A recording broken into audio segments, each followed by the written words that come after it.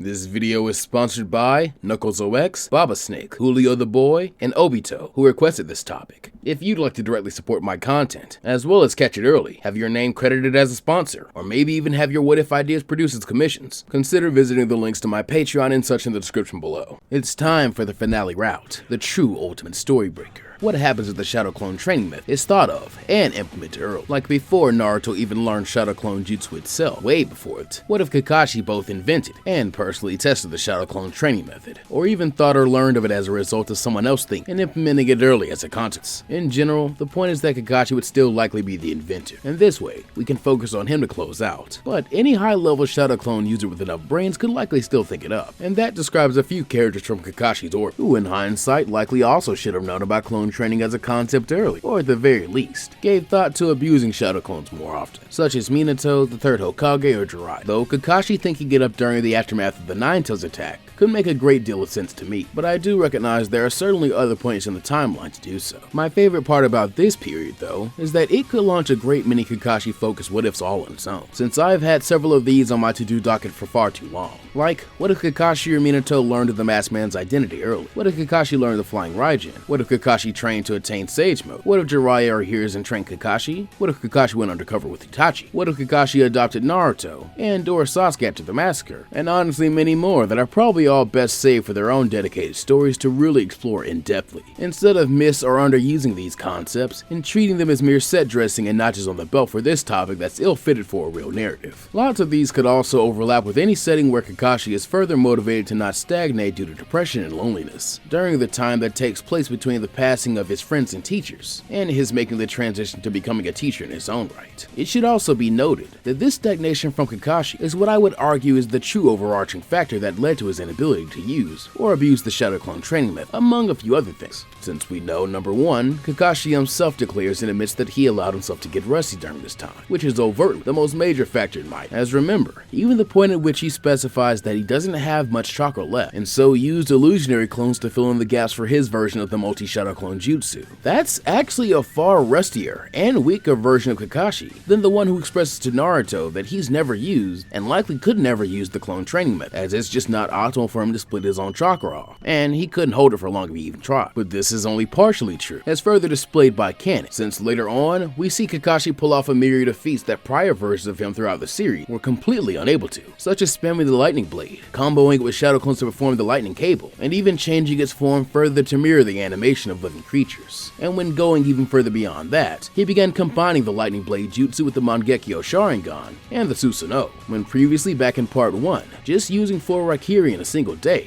would have left him with pretty massively severe chakra exhaustion because of the required chakra for the S-Ring jutsu, but also the required use of the base Sharingan. While in part 2, when he's also expanded his amount of custom jutsu, Kakashi is able to average at least 6 or 7 lightning blade in a day, meaning almost doubling his output in a little over 2.5 years, because he simply got off his ass more and was more motivated, having students now counting on him that he didn't want to disappoint or fail any further. Which leads me into point number 2. Sasuke's advancement with the Chidori in such a short time lends credence to the idea that Kakashi also lost a great deal of his own ambitions when he fell into his slump, simply because the lightning blade did not advance, which, to be fair, he more than likely did associate a great deal of trauma with the technique after Ren, and ironically, a lot of what happened to Obito may not have ever happened had Kakashi never had the technique in the first place. But that is overtly another what if for another time and place. My point regardless still stands that beyond advancing the Chidori into the lightning blade, Kakashi stagnated with his signature technique for quite a while, and by Guy's words and tones about the technique as well during the tuning exams, as well as what we later came to learn about its origins being devised by Kakashi when he was under the tutelage of Minato, as a means to rival, combat, and overcome the Rasengan, I was always under the impression that Kakashi actually placed a great deal of logical pride and importance on the technique. But based on the advancements and variations Sasuke was able to derive out of the base jutsu, including evolving it into multiple S-rank techniques like the Lightning Blades classed as, I think it's fair to say that Kakashi going through his endgame Thor arc so early in the series cut a lot of what he could have been doing short. For example, the Lightning Release Violet Bolt or Purple Lightning Jutsu he would eventually derive as a replacement for the Lightning Blade after losing his Sharingan, a jutsu which by its description and what we've been shown is about as powerful as a Lightning Blade, but just as versatile as a Chidori. being used in ways that pretty much perfectly mimic the actual lightning cutter, but simultaneously have the properties of the Chidori Stream, the Chidori True Spear, the Chidori Katana, and even aspects of the Kirin Jutsu. While on top of all this, the fact that the purple lightning jutsu overtly doesn't require the Sharingan means that it is also lower in chakra cost and therefore is more efficient to use. And beyond that, we're just offering Kakashi a way to use the element he is naturally the strongest in a lot more often and with another technique created by him. Finally, the number 3 reason why Kakashi couldn't use the clone training method, as he devised it for Naruto, a combination of rustiness and the lack of ambition, alongside the idea that he didn't have enough chakra, and that his Sharingan was basically acting as a parasite for it. Kakashi stopped trying to exceed his limits and trying to tap into his true potential. A sin a shonen battle manga protag mentor like Yami would frown strongly upon. Speaking seriously though, Kakashi's canonical increase in his limits and chakra reserves over the course of the time skip is after all one of our main points of proof that the chakra reserves can be increased, and that suffering and surviving chakra exhaustion probably leads to more drastic expansion of those reserves, as opposed to not going through. And this combined with the fact that chakra control is a near limitless internal resource, which can be cultivated by a ninja easier than more chakra can be generated in fact. And with that cultivated control, the use of the overall chakra gets better and more efficient, which we can logically reason is how some of Kakashi's later feats come about, as a combination of a lot of the prior factors we've been discussing so far slowly being confronted and resolved as we delve further into the war. Beyond this, it should just very heavily be mentioned that just like we've talked about with Sakura, Sasuke, and Naruto, these characters have well and truly always had this potential in them. It's often just been a factor of having multiple roadblocks and issues of time and means. Kakashi especially has always had this kind of proposed potential in him, as it's not often discussed enough, but he deserves to be in the conversation for some of the top Nepo babies of the series. As for better or worse, Shikamaru Hatake passed down a lot for Kakashi to inherit, both his strengths and his struggles. Granted, it's not always guaranteed that the potential of a parent in this world directly means that the child will surpass them, but Kakashi literally does it in canon, and the vast majority of offspring that are main characters we've seen in the franchise indeed do get stronger than their parents, sometimes combined, and we don't even really know Kakashi's mother very well. Regardless of her though, Shikamaru was a ninja overtly stated more powerful than the legendary Sannin as a whole after all, putting him in conversations with characters like Prime Hanzo, Hiruzen Sarutobi, or even theoretically Nagato or the Paths of Pain. And personally, I won't be subscribing to any readings of his achievements or statements as fraudulent or not until we get that proposed Sakamo one-shot along the lines of the Minato one we received in 2023, since Sakamo's name was pretty high among the poll for possible characters for that, and we may have another one at some point. Thus, keeping in mind how wildly the Minato one-shot shifted a lot of perspectives of the power scale and sheer potential of Minato himself, I am still heavily looking forward to a day when Sakamo's clout is followed up upon, even if it is just to call him a fraud, by the way. Thus, I will argue for Kakashi in this series just as I have everyone else, as I generally think he is also capable of using a low-level version of the clone training method that, while couldn't be held as long as Naruto's or pushed as intensely, even then I believe would fairly easily break the story, since just per its base requirements, with the Shadow Clone training method, Kakashi would primarily always be working to improve his chakra reserves, which are already under fairly constant strain, and as a result, we see how much they already increased from the beginning of the series to the end of the war. Thus, it would strongly imply that any further increases and exertions earlier would be of phenomenal and beneficial use, and could change quite a few things on its own, as it would lead to that growth of the amount of chakra Kakashi has, and his ability to control it constantly. It should also be noted as a potential benefit for Kakashi, and also just a lot of characters in the series, that shadow clones could be used to go to therapy or counsel. Like, talk therapy is just that. Talking, and sessions of it don't last all too long, so it is wholly possible to attempt to manifest clones to experience the possible breakthroughs of a very enlightening and comforting discussion, and then dispel that clone to absorb those experiences into the main body, or simply to better pursue hobbies or socialize, since those things are necessary for reducing stress as well, and could simply ensure that a ninja has a life, and thus something they don't want to lose, will cause them to train harder and fight longer. As if nothing else, Kakashi with enough control and mastery of the Shadow Clones could binge the Makeout Tactics series, or just any other books he wanted to read. Not saying any of this is a magical depression cure by any means, but it 100% would be a viable way to make getting the necessary help to deal with difficult things a lot easier, which is always nice. And no, this is not an ad read. Number 2 though, Kakashi could work to master any technique or investigate anything he really wanted to with the clone method, and in genuinely any of the multiple ways we've discussed in the prior parts of this series so far, but during this time set far before those discussed as well. As better yet, he would have around a solid 10 to 13 years before the results of this training would really be directly necessary, which as a concept should really break your brain, because put into context with some quick math, the hard-argued Sakura limit of a single clone doubling experience gains means that period is now 20 to 26 years. The argued Sasuke limit of 10 clones means that the period is 100 to 130,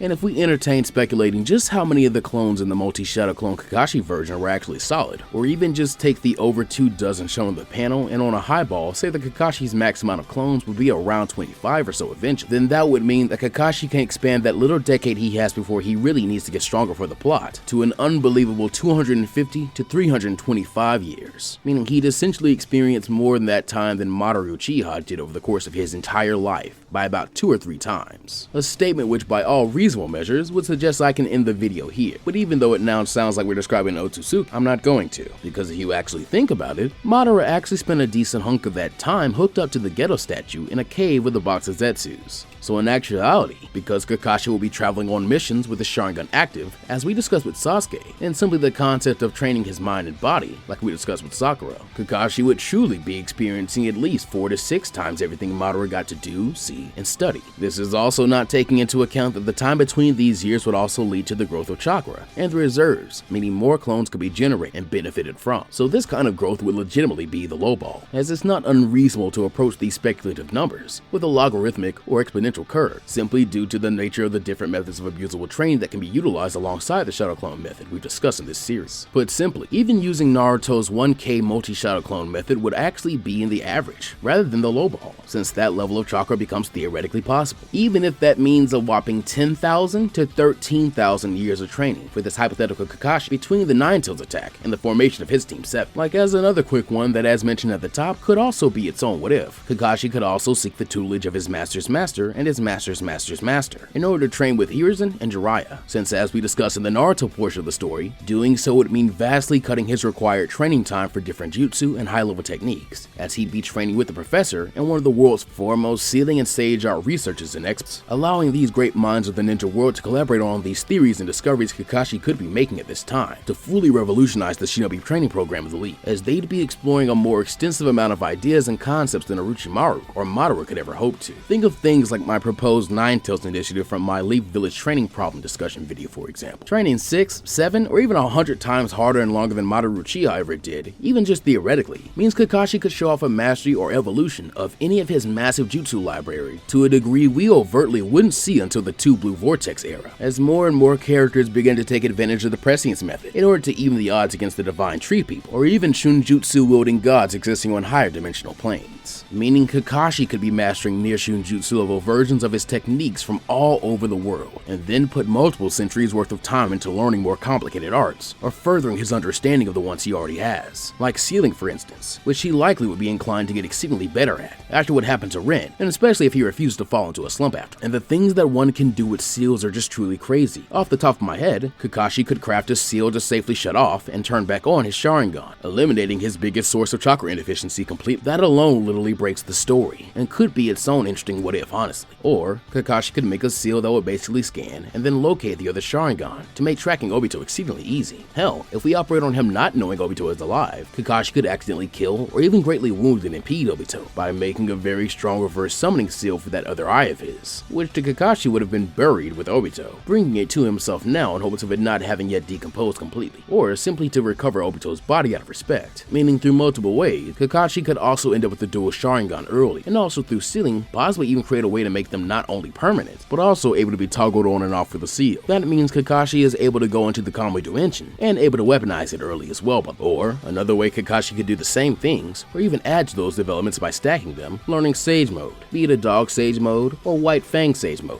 what have you. The benefits regardless are too good to pass up on, especially with all this time you have to capitalize on, since on top of being a top tier boost of just about every part of a ninja's faculties, the Sharingan could always be fueled by nature chakra instead of Kakashi's own, further reducing chakra strain, and the regenerative boost of Sage Mode could also help to stave off the negative effects of overuse of the Mangekyo, providing a longer period of time before EMS must be achieved to avoid blindness. Though even if that did happen to this Kakashi, his other senses could get stronger as a result, and he would find ways to compensate. Also, by the way, Sage Mode Susanoo, or as an alternate, since there's always often the suggested Susanoo body armor, Kakashi could copy and adapt the hidden and ultimate techniques of the Izuno clan, for example, to produce a technique akin to the Cat Cloak or Cat God Possession Monster Cat Beckoning, shifting them into a White Fang Cloak or Dog God Possession Thunder Beast Beckoning Jutsu. which would allow him to don a small cloak of chakra in order to adapt and enhance himself with certain aspects of Kana, or even summon a large chakra avatar maybe shaped like a Raiju, or the Zenogre from Monster Hunter for example. This therefore means Kakashi could now be taking his multiple centuries to master his likely tens of thousands of jutsus and turn them into sage arts, that at some point would begin to border on becoming shunjutsu. With the time he would have on his hands as well, Kakashi could also spend the time scanning and copying Kekkei Genkai orders for jutsu, and then adapting and transforming the ones he couldn't use, as proposed with Sasuke, but to a much greater and more refined degree likely. In fact, Kakashi would probably become the world's most foremost leading expert on Kekkei Genkai, as well as changes and mixtures in chakra natures, since in a way, that is what his canon legacy nearly was. As we said, the copying aspect of the Sharingan just didn't get used all that. With multiple, or even tens of centuries to study, Kakashi could rework everything that's currently known about the Kekkei Genkai, possibly pulling off incredible feats like discovering what the theoretical mixture of wind and earth release is. By the way, if it was up to me, that'd be what dust released is, not this nonsense. Or, Kakashi could make something like the fan concept of the elemental Kekkei Genkai chart, and fill it out in a reasonable and thoroughly explored way that fixes a few of my personal issues with it maybe. Like for example, inventing a special set of Kekkei Genkai, which come about from a shinobi having double inherited a strong affinity for the same chakra nature. So like maybe a wind x wind affinity could give a flight release, or a water x water or slip or friction release that acts kinda like Alvida's devil fruit from One Piece, while something like yin x yin could be a straight up ESP release, and yang x yang could be a myriad of things, since it's just described as energy a lot of the time, and is commonly used in sage arts. I think you could actually classify it as what nature chakra is by definition, or you could go the route that it's what we know of as raw chakra or life energy in this world, essentially being something that's much more common for regular people with no understanding of the little chakra they have, or maybe the animals of the world, since they're generally better at a lot of ninja arts than humans. This kind of classification and series of Kekkei Genkai is also where I would personally put something like a radiation, mutation, or evolution release, since yang is also often associated with augmenting and changing the body, or imbuing other things found in nature like the environment with the characteristics of life and controlling them like a high-level puppet master, a la some of Kabuto's abilities. That's somewhat border on alchemy, which if pushed and further explored, could be its own school or release of chakra in itself, a tree of lifestyle if you will. In general, the possibilities with this concept are also fairly endless, as I could probably make a whole nother what if theory crafting and discussion lecture series, just on Naruto's different elemental nature releases in Kekkei Genkai, and how underexplored they too have been. Yet my proposal remains that this version of Kakashi could explore and abuse those unknown depths as well, just as we only lightly suggested with Sasuke, but to a much higher degree here. Thus, put very overtly, this would be a Kakashi who could easily handle Zabuza and Haku on his own, a Kakashi who could probably scare, chase off, and even defeat Orochimaru, preventing him from ever interfering with the Chunin exams or killing the third Hokage, much less getting into Sasuke's head, a Kakashi who could beat Itachi and his Tsukuyomi, and probably bring him home for his Sasuke, so there's no coma, or realistic reason to even have a Sasuke retrieval. And even then, if there was, this is the Kakashi who could arrive at the Valley of the End with time to spare to defeat the Sound Five, minimize or completely eliminate the injury sustained for the young ninja sent on the mission, and successfully retrieve Sasuke, or any other target for retrieval, or even extermination without issue, because it'd probably just be a team of 1 to 5 Kakashi clones, low diffing one of the best arcs of the franchise. This is a proposed Kakashi who could easily catch Deidara, deal with Kakuzu and Hidan in a 2v1, and then Nagato in the Paths of Pains in a 1v6, along with a myriad of other things, because much like Naruto, it's just hard to give this character any more aura than he already has without him just becoming a god, literally. And the strongest Kakashi got by the end of the war with the dual Sharingan, I don't think it's an exaggeration to say that Kakashi, if he was allowed to abuse Shadow Clone training, could put himself on the way to becoming the next sage of 6 paths. There's a multitude of characters who could claim the same if they abused the method as well, mind you. Still, Kakashi is the technical inventor, and my favorite character, so he of course got the finale part, and a decent bit of my time yapping to get glazed. But as a little bonus, we're gonna end out our glazing on Kakashi's possible use of the Shadow Clone training method, expanding to that multitude of characters I mentioned. Without trying to step on the toes of my What If Naruto Characters Were Reborn series of shorts, let's give but a small glimpse into crazy things say the rest of the Konoha 12, and a couple of significant ninja connected to them, could achieve by trying to utilize Shadow Clone training as best they can, in conjunction with their other skills and methods of getting stronger. I may even throw in a few extras and villains to be nice. Let's start with a very interesting one, Rock Lee, because at first glance, he shouldn't be able to make any use of the clone training method. But keep in mind, Guy, who was 120% devoted to Lee's training, actually could.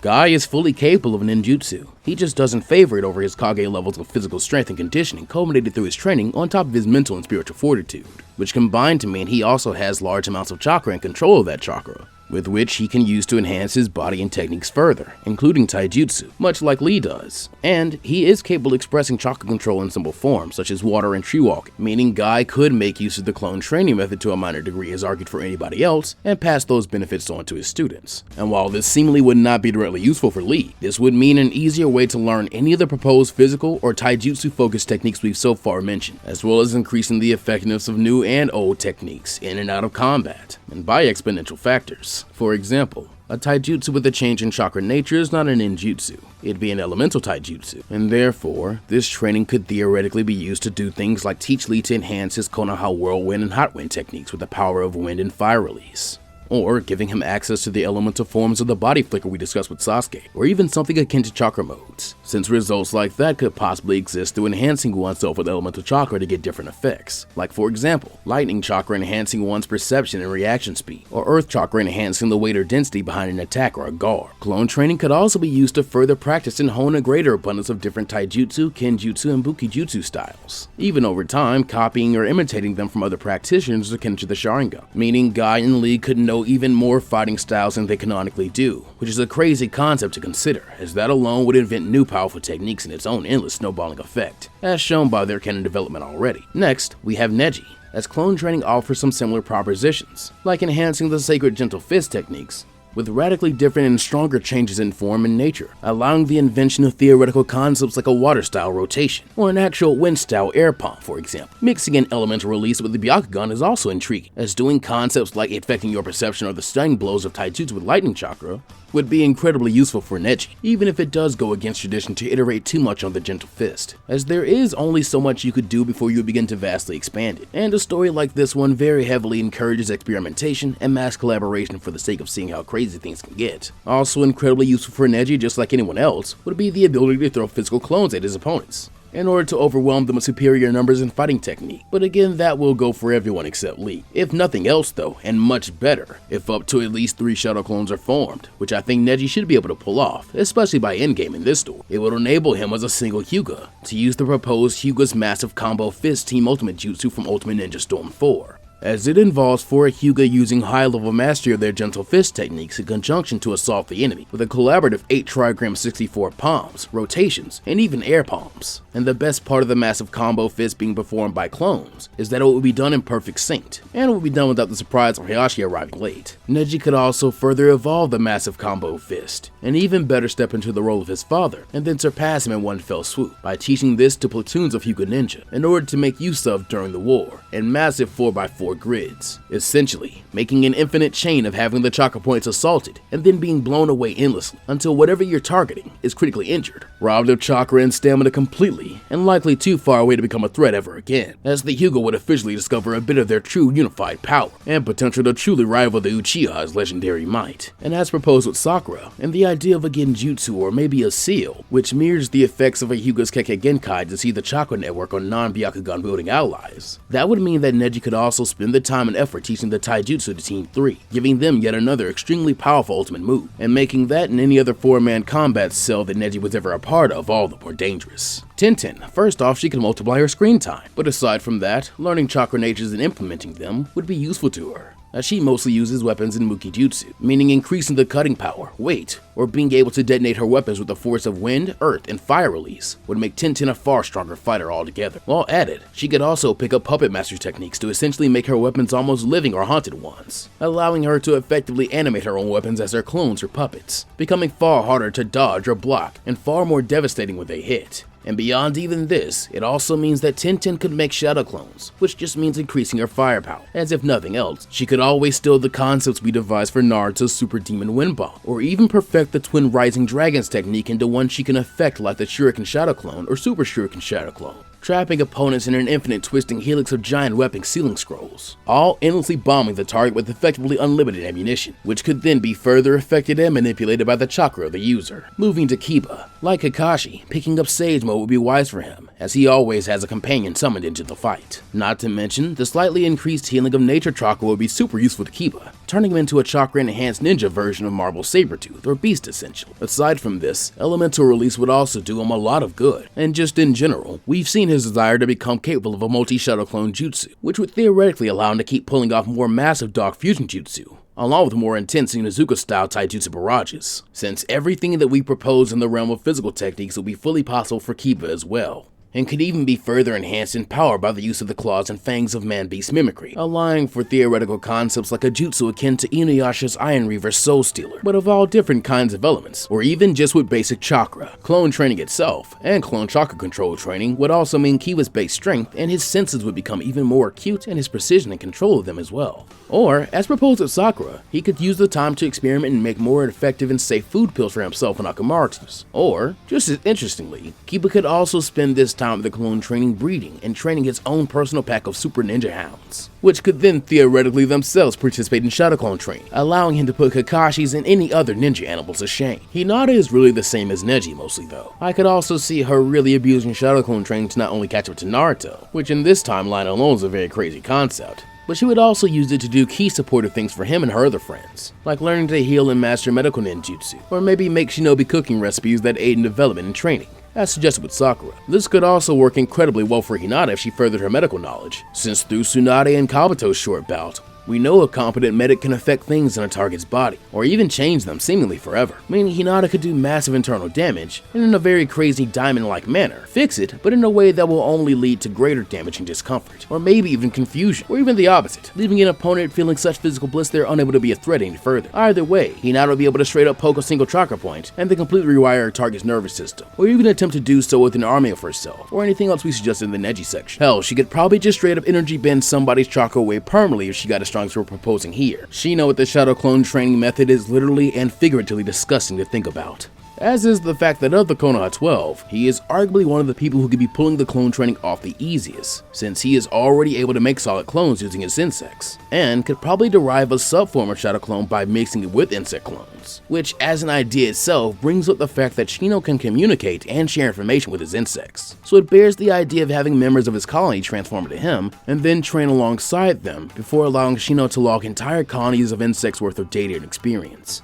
And you would only need to hold this for so long, as bugs only live so long anyway, and they can literally drain chakra away from targets, meaning they theoretically can't run out. They could also be planted on them to gather their intel and techniques, for example, or maybe even to parasitically control them to do his bidding, like an even higher form of the Sharingan parasite idea we discussed with Sasuke. Ino could expand her repertoire of jutsu massively, maybe even inventing the brand new Yamanaka clan jutsu derived from the mind transmission technique, which in the canon timeline will be developed by a future version of Inojin Yamanaka from another timeline, and taught to Inojin by Kashin Koji thanks to prescience. Ino could also further experiment and enhance her own techniques, learn to counter or maybe even conjure things like Inner Sakura to do her own bidding, or maybe even casting elemental mental jutsu that works somewhat like Genjutsu, but will be much harder to shake off, scaling the elemental effects and pain of a technique onto a target's mind, like using fire-style mind transfer, or a Ninpo, poisonous mind transfer, making targets wholeheartedly believe they will suffer excruciating third-degree burns, or the effects of a debilitating toxin for the rest of their lives, allowing Ino to essentially seal post-traumatic stresses into opponents that never actually occurred. Shikamaru could vastly expand his chakra reserves and also increase his firepower, which is just about all he would need, since the very idea of allowing Shikamaru to have more than one brain thinking about solutions for the same issue alone is pretty daunting, and could be truly devastating for enemies, even if the task left Shikamaru sometimes too tired to fight himself. Even just getting strong enough to always use the shadow imitation for very broken things would be a wild shift for Shikamaru in the power scale. Choji could instantly master his full power, and then gain immense confidence and self-esteem along with the firepower of clones themselves. From there, he could take cues from ninjas like Asuma or Jirobo to pick up a nature release and then increase his attack potency, but simultaneously going the route lightly suggested for Sasuke and attempting to learn some kind of chakra absorption technique would also be enough to break Choji as a character and the plot, essentially turning Choji into Android 19, as he'd be extremely hard to actually tire out and put down, or even harm with chakra-based techniques, since he could simultaneously enhance his size, and therefore both the surface area and the strength of whatever he is using to drain a target's chakra from,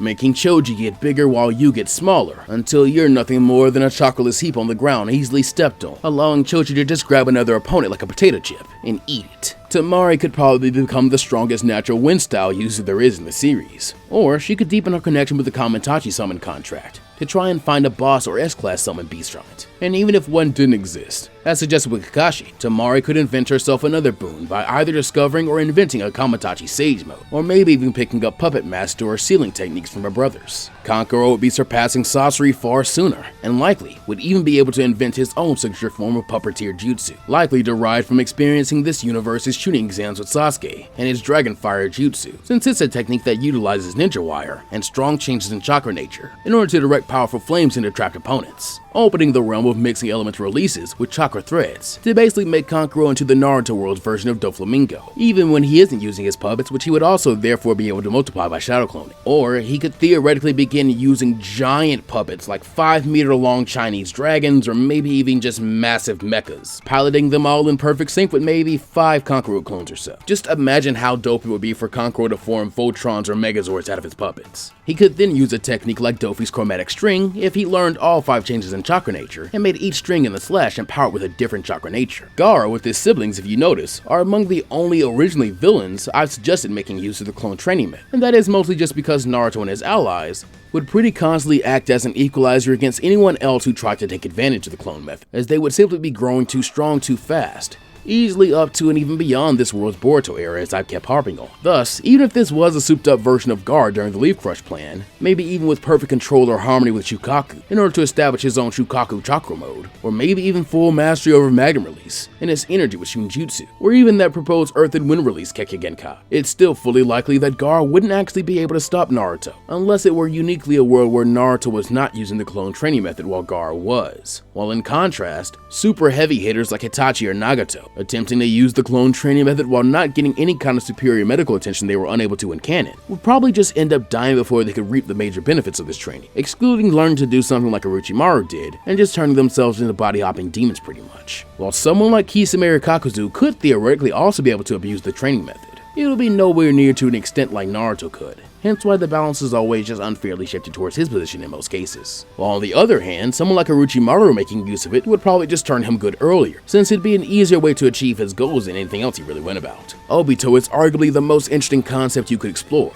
as him exploiting shadow clone training like Kakashi could easily change the entire series, both in an idealized direction, or even one that simply leads to his and Madara's overall success. Just much easier and without a lot of stakes, even though I feel that may also be worth its own exploration, even if done as another overview discussion style what if more so than a narrative, since much like this one, it's just the worst possible outcome explored to an excessive extent. And even then, I decided to spare you all more yapping about how this means the Boruto and Kawaki of this early clone training timeline would be inheriting this version of Naruto and Sasuke as their masters. And because of that, they'd be kind of immune to any forms of nerfing or sidelining by the plot, on account of the fact that they would just narratively be too strong, and would therefore never really be taken out over the course of the timescale. Meaning Naruto and Sasuke will probably be training the 2 Karma Warriors up together, using the clone training method, even eventually using the clone training method alongside the Prescience method with Kaji and Choji, learning every technique any of their alternate timeline selves have ever devised or perfected, and then snagging them to make use of earlier, and then involving them even further, all accelerated by the ability to dilate time and compound experience gains through clone training. That said, I would love to know just how broken you think your favorite characters could get while using clone training, or even the Prescience method, or maybe even both, since this video is getting super long and I didn't get a chance to mention them here,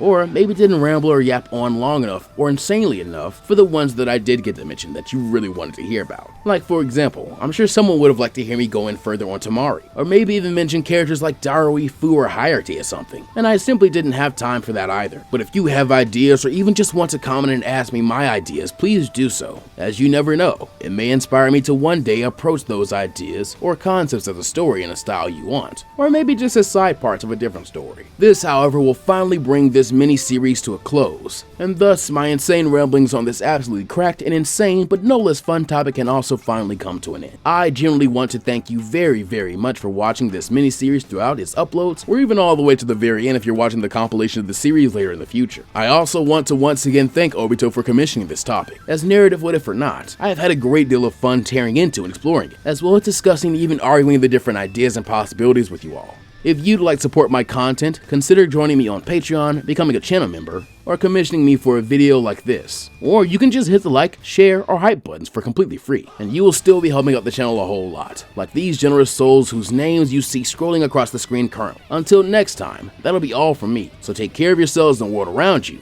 go beyond plus ultra, and as always, I'll see you next time, believe it.